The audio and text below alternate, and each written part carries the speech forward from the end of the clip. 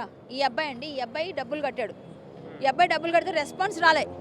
3 రోజుల తర్వాత స్లిప్ పంపించారు. ఈ 3 రోజులు వీళ్ళు భయపడ్డారు. వీళ్ళు ఏంటో డబ్బులు తీసుకొని ఏదో చేస్తున్నారు, ఈ దందా ఏదో చేస్తున్నారు నాకు కంప్లైంట్ చేశారు.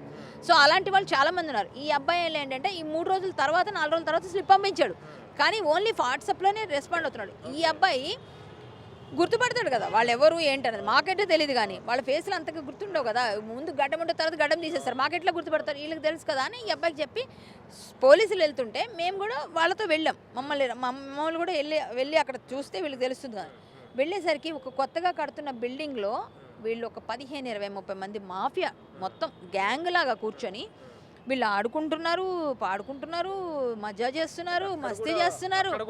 ఈ రీల్స్ వీడియోస్ ఇవన్నీ చేస్తూనే ఉన్నారు. టోకెన్ చేసుకుని టోకెన్ తీస్తున్నాడు. లైవ్లో మేము చూసామండి. 2 hours లైవ్ చేస్తున్నారు. లైవ్లో చేస్తుంటేనే మేము వెళ్ళాం. మాకు కష్టమైంది చాలా వెతకడానికి. వెతికి మొత్తానికి మేము పట్టేసుకున్నాం. పోలీసుల దగ్గర లొకేషన్ ఉంటుంది కాబట్టి దొరికి వాళ్ళు చేసి వాళ్ళ పని వాళ్ళు చేశారండి. వెళ్ళిన తర్వాత మేము ఏదైతే వీడియో తీస్తున్నామో బిఎన్ఎస్ సెక్షన్ ప్రకారంగా కూడా ఎవరైనా వీడియో తీయొచ్చు. ఎందుకంటే ఎవిడెన్స్ కావాలన్నప్పుడు మేము ప్రైమరీ ఎవిడెన్స్ ఇవ్వాలి అంటే పోలీసులు మాకు ఇయ్యరు, వాళ్ళ ఇన్వెస్టిగేషన్లో వస్తుంది.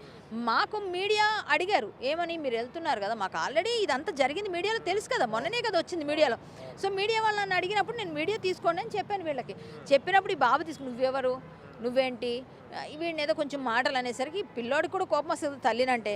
ఆ ఫీలింగ్ వచ్చి బాధపడుతుంటే వాడిని కొట్టడానికి వచ్చి నా మీదకి వచ్చి నానా బూతులు మాట్లాడి దుర్భాషలు మాట్లాడుతూ అందరూ కలిసి ఒక 20, 30 మంది ఒక చూడండి సినిమాల్లో విలన్స్ అందరూ కలిసి ఒక అమ్మాయి కింద పడి ఏడుస్తుంటే ఇట్లా వీడియోలు తీసి చుట్టూ చప్పట్లు కొట్టుకొని తిరుగుతారు. సేమ్ అదే సీన్ అండి, సేమ్ అదే సీన్ చేశారు. ఇంకా అంటే అట్లాంటి యాగి చేస్తే నేను దొంగనా, నేనేమన్నా, నేను మంచి పని కోసం సమాజం కోసం దేవదేవుడి దగ్గర జరిగిన హిందువుల సెంటిమెంట్స్ హర్ట్ చేస్తున్నారు.